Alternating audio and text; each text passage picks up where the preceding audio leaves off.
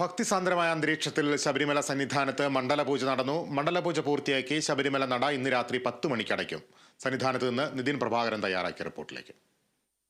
ശരണം വിളികളാൽ മുഖരിതമായ അന്തരീക്ഷത്തിൽ ശബരിമലയിൽ മണ്ഡലമാസ പൂജ പൂർത്തീകരിച്ചു കഴിഞ്ഞു.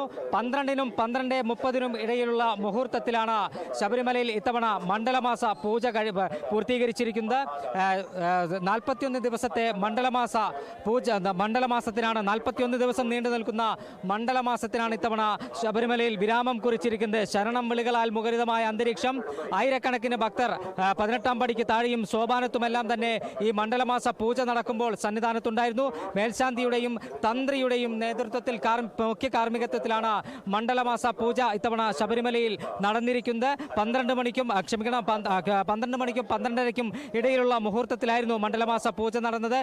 ഇത്തവണ മറ്റൊരു പ്രത്യേകതയുള്ളത് ഉച്ചപൂജയും അതോടൊപ്പം തന്നെ മണ്ഡലമാസ പൂജയും ഒരേ സമയത്ത് വന്നു എന്നൊരു പ്രത്യേകത കൂടി ഇത്തവണയുണ്ട്. ശബരിമല സന്നിധാനം എന്തായാലും കല്ലും മുള്ളും നിറഞ്ഞ കാനനപാത താണ്ടി 41 ദിവസത്തെ പുണ്യവ്രതമെടുത്ത് അയ്യപ്പനെ കണ്ട് തങ്ങളുടെ സങ്കടങ്ങളും ദുഃഖങ്ങളും സന്തോഷങ്ങളുമെല്ലാം അയ്യപ്പന്റെ മുന്നിൽ പങ്കുവെക്കാനെത്തുന്ന ഭക്തജന ലക്ഷങ്ങൾക്ക് അയ്യപ്പനെ കണ്ട് സായുജ്യമടങ്ങിയ 41 ദിവസം നീണ്ടുനിന്ന ഒരു മണ്ഡലമാസത്തിനാണ് ശബരിമലയിൽ വിരാമം കുറിക്കുന്നത്. ഇന്ന് ഹരിവരാസനം പാടി നടയടയ്ക്കുന്നതോടെ ഇത്തവണത്തെ മണ്ഡലമാസ പൂജകൾക്ക് അവസാനം കുറിക്കുകയാണ്. 30-ന് വൈകിട്ട് വീണ്ടും നട തുറക്കും. മകരമാസ പൂജകൾക്കായി 30-ന് വൈകിട്ടാണ് നട തുറക്കുന്നത്.